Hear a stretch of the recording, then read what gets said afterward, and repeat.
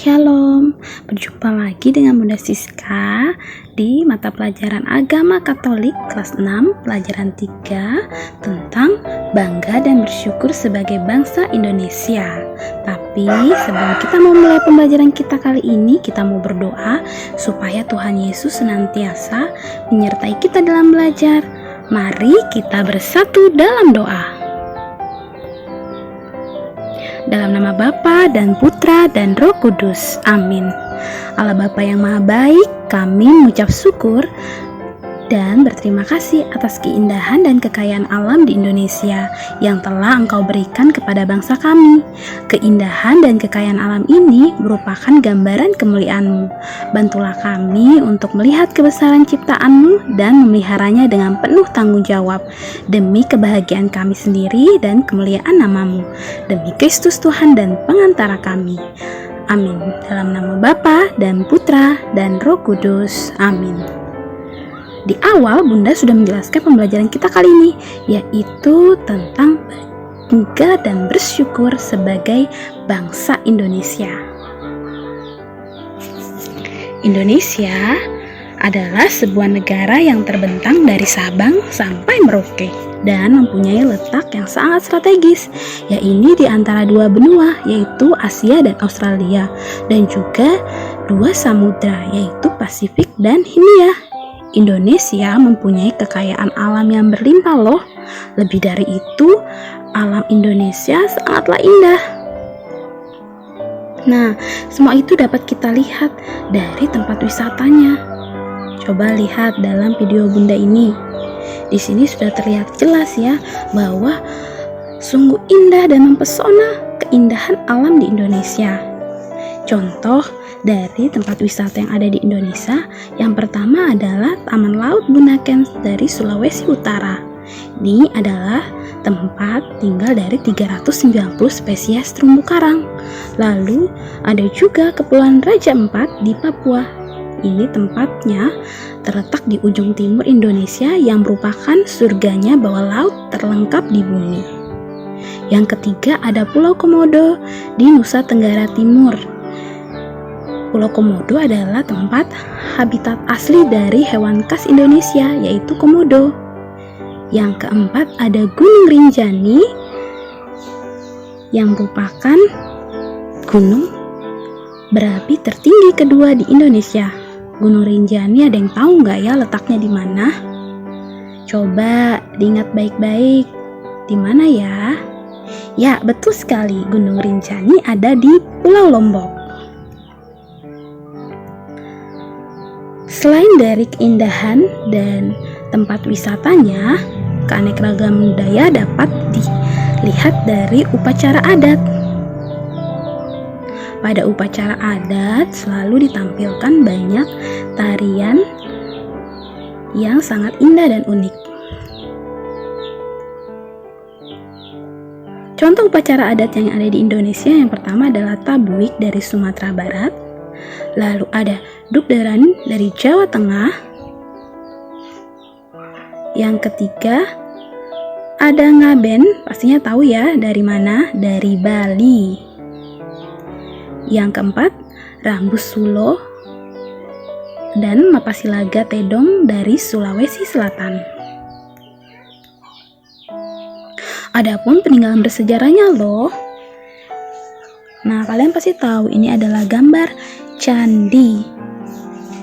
Candi ini pasti kalian sudah pernah nih pergi ke Jawa Tengah, yaitu salah satu candinya ya yang ada di Jawa Tengah adalah Candi Borobudur, kemudian Candi Sewu dan Candi Prambanan. Lalu ada juga peninggalan bersejarah yang lain, yaitu makam. Makam di sini bisa makam pahlawan atau makam yang dianggap orang-orang yang memiliki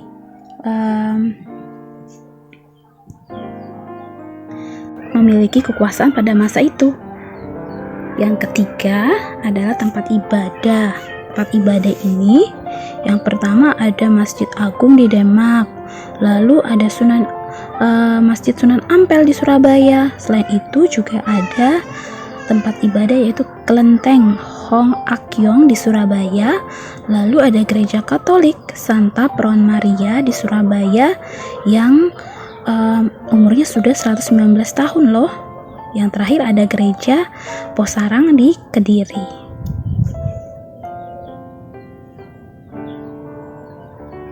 Kekayaan alam di Indonesia juga terlihat dari fauna dan floranya. Fauna khas di Indonesia antara lain ada gajah Sumatera, ada harimau Sumatera juga. Selain itu ada badak bercula 1, orangutan, bekantan, dan juga jalak Bali. Selain faunanya ada juga floranya yang sangat indah, yaitu ada Rafflesia elnordi, bunga bangkai, dan juga kantong semar. Namun semakin lama keindahan alam di Indonesia semakin berkurang karena banyaknya terjadi kerusakan alam. Ada beberapa faktor yang menjadikan alam Indonesia semakin lama semakin rusak. Yang pertama adalah faktor dari alam. Di antaranya satu adalah gunung meletus, yang kedua gempa bumi, yang ketiga angin puting beliung, dan yang keempat adalah tsunami. Selain dari alam, ada juga kerusakan alam yang disebabkan oleh manusia. Yang pertama adalah tanah longsor. Ini karena apa? Karena pepohonan semakin lama semakin berkurang. Banyaknya pembangunan jalan, pembangunan rumah membuat hutan kita semakin lama semakin gundul. Lalu yang kedua adalah kebakaran hutan. Biasanya digunakan untuk membuka lahan perkebunan. Yang ketiga, rusaknya karang. Ini karena dilakukannya pengeboman, jadi pengambilan ikan dengan cara menggunakan pukat harimau atau melakukan pengeboman yang menyebabkan rusaknya terumbu karang. Yang keempat adalah pengaspalan jalan, dan yang terakhir adalah membuang sampah sembarangan. Ini yang sering kita lakukan ya. Maka dari itu, dari sekarang kita harus lebih lagi menjaga kebersihan, terutama lingkungan sekitar kita.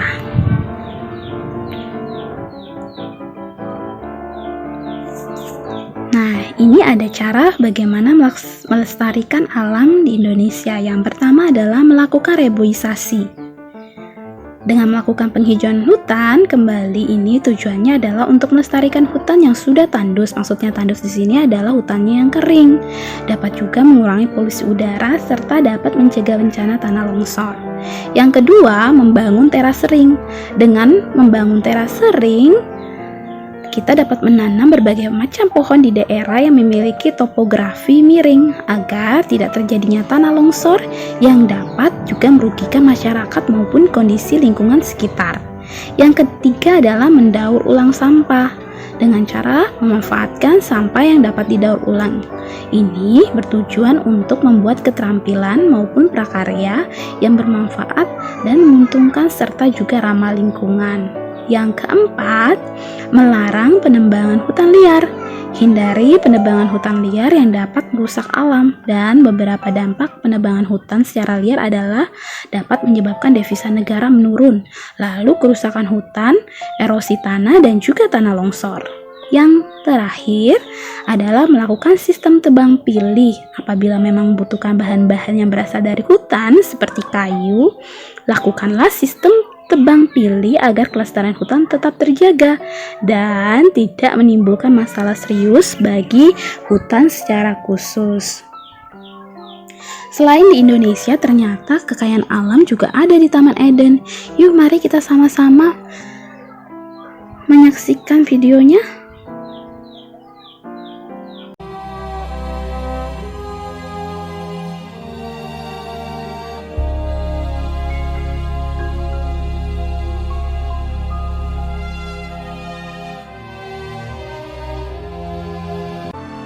Selanjutnya, Tuhan Allah membuat taman di Eden. Di sebelah timur, disitulah ditempatkannya manusia yang dibentuknya itu. Lalu Tuhan Allah menumbuhkan berbagai-bagai pohon dari bumi, yang menarik dan yang baik untuk dimakan buahnya.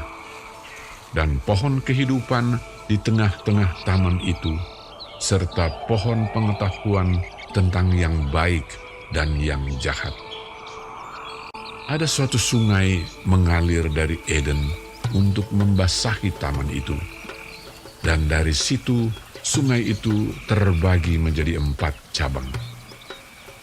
Yang pertama, namanya Pison. Nama sungai yang kedua ialah Gihon. Nama sungai yang ketiga ialah Tigris. Dan sungai yang keempat ialah Efrat. Tuhan Allah mengambil manusia itu dan menempatkannya dalam Taman Eden untuk mengusahakan dan memelihara taman itu.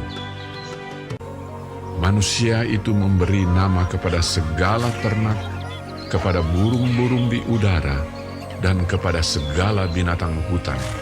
Dan seperti nama yang diberikan manusia itu kepada tiap-tiap makhluk yang hidup, demikianlah nanti nama makhluk itu.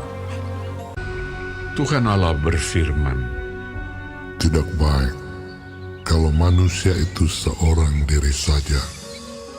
Aku akan menjadikan penolong baginya yang sepadan dengan dia." Lalu Tuhan Allah membuat manusia itu tidur nyenyak. Ketika ia tidur, Tuhan Allah mengambil salah satu rusuk daripadanya, lalu menutup tempat itu dengan daging. Dan dari rusuk yang diambil Tuhan Allah dari manusia itu, dibangunnyalah seorang perempuan.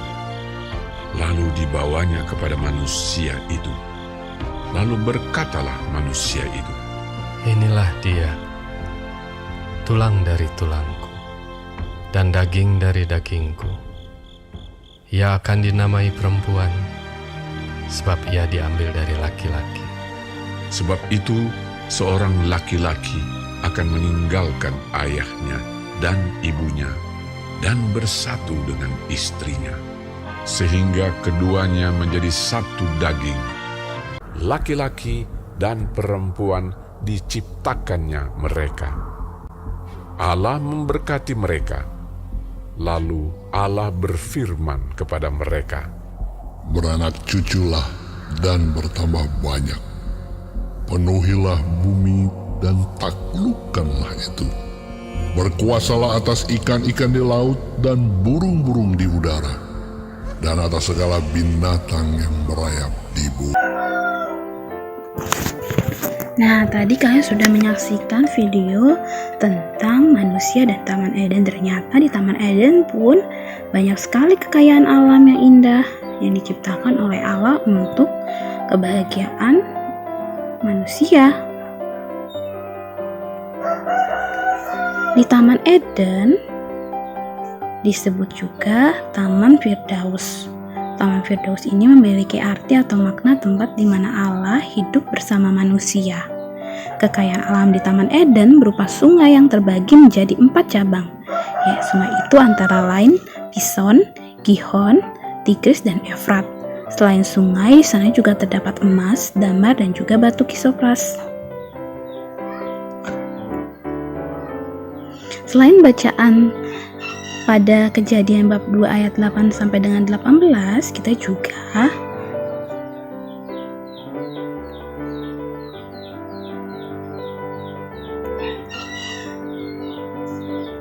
dapat belajar dari Tuhan Yesus sendiri, yaitu sebagai warga negara, Yesus sangat mencintai negerinya.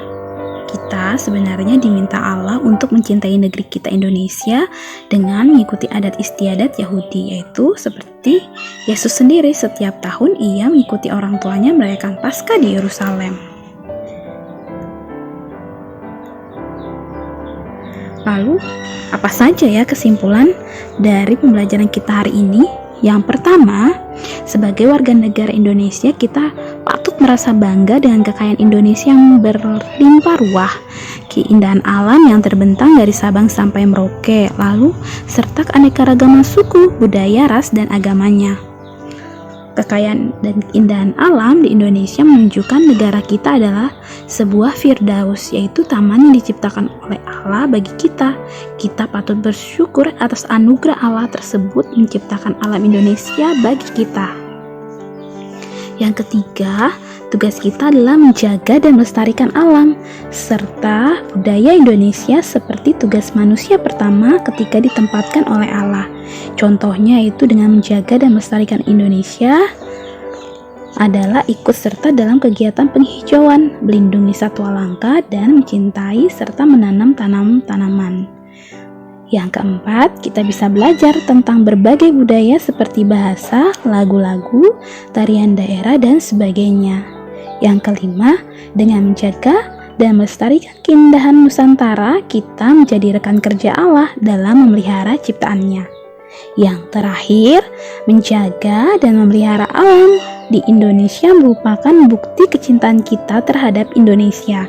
Kita sebenarnya telah meneladani Yesus yang sangat mencintai negeri seperti menaati adat istiadat Yahudi dengan mengikuti aturan yang berlaku dalam masyarakat. Oke, semoga pembelajaran kita bermanfaat ya kali ini. Sebelum kita tutup pembelajaran kita, mari kita berdoa bersama, yaitu dengan mendaraskan Mazmur bab 104 ayat 1 sampai 18.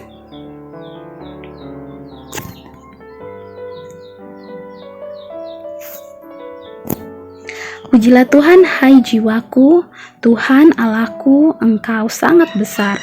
Engkau yang berpakaian keagungan dan semarak, yang berselimutkan terang seperti kain, yang membentangkan langit seperti tenda, yang mendirikan kamar-kamar lotengmu di air, yang menjadikan awan-awan sebagai kendaraanmu, yang bergerak di atas sayap angin, yang membuat angin sebagai suruh-suruhanmu, dan api yang menyala sebagai pelayan-pelayanmu, yang telah mendasarkan bumi di atas tumpuannya sehingga takkan goyang untuk seterusnya dan selamanya. Dengan samudra raya Engkau telah menyelubunginya, air telah naik melampaui gunung-gunung. Terhadap hardikmu air itu naik turun lembah ke tempat yang Kau tetapkan bagi mereka melarikan diri. Lari kebingungan terhadap suara gunturmu. Batas Kau tentukan, takkan mereka lewati, takkan kembali mereka menyelubungi bumi.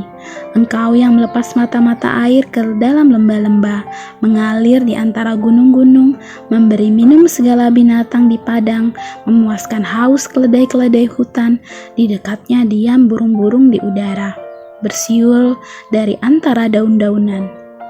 Engkau yang memberi minum gunung-gunung dari kamar-kamar lotengmu, bumi kenyang dari buah pekerjaanmu. Engkau yang menumbuhkan rumput bagi hewan dan tumbuh-tumbuhan untuk diusahakan manusia, yang mengeluarkan makanan dari tanah dan anggur yang menyukakan hati manusia, yang membuat muka berseri karena minyak dan makanan yang menyegarkan hati manusia. Kenyang pohon-pohon Tuhan, pohon-pohon aras di Libanon yang ditanamnya, di mana burung-burung bersarang, burung ranggun yang rumahnya di pohon-pohon sanubar. Gunung-gunung tinggi adalah bagi kambing-kambing hutan, bukit-bukit batu adalah tempat perlindungan bagi pelanduk. Oke, sekian dulu ya pembelajaran kita hari ini. Semoga pembelajaran kita kali ini bermanfaat.